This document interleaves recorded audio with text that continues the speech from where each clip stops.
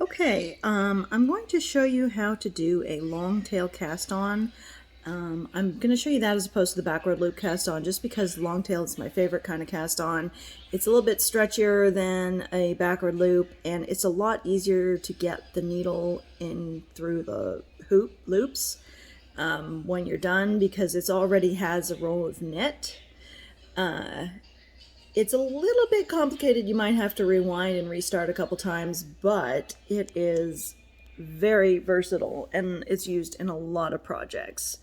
Let me turn the camera around here.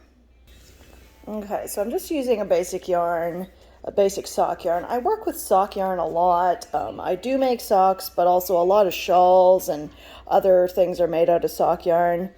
So what the first thing you need to do, and if you're right-handed, this will be your left hand that you're putting it on.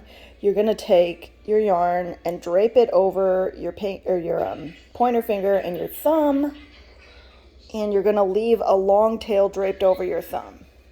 It's always better to leave longer than you need than shorter, because longer you can just cut off, shorter you have to redo the whole cast on. So keep that in mind. Okay, so the first thing you're going to do is take this needle and press the yarn with your finger against it. I'm going to try and move my hand here so you can see better. And this isn't going to work without a tripod, so I'll do this again later with a tripod.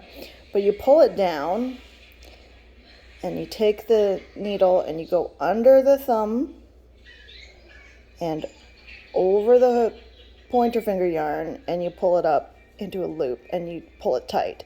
Now this actually creates two loops, but the first loop here, right here, is kind of useless, and you're just going to slide that off of your needle at the end when you're done.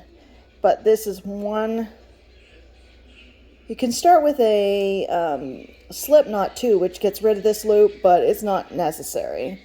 So what we do is we pull it down under the thumb, over the pointer, and we just keep doing that under the thumb, over the pointer finger's yarn. See how we have the thumb and the pointer finger?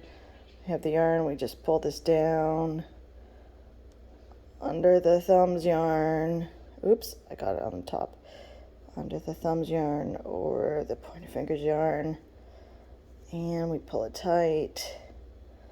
And this is just what we keep doing. We move around both hands to make it easier. And you can knit, you can do this until you run out of your tail, which doesn't run out very quickly on sock yarn.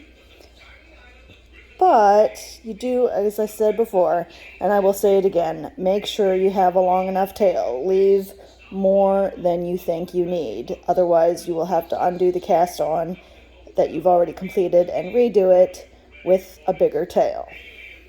Now, the reason why I like this cast on so much is, as you can see, if you look really closely, let me get my camera in focus here, is there's already a row of knit on the needle. It's a little hard to see there, but if I pull it down a bit, you can see there's the little V's there showing that there's a knit round, and then on the opposite side you'll see there's the little purl bumps.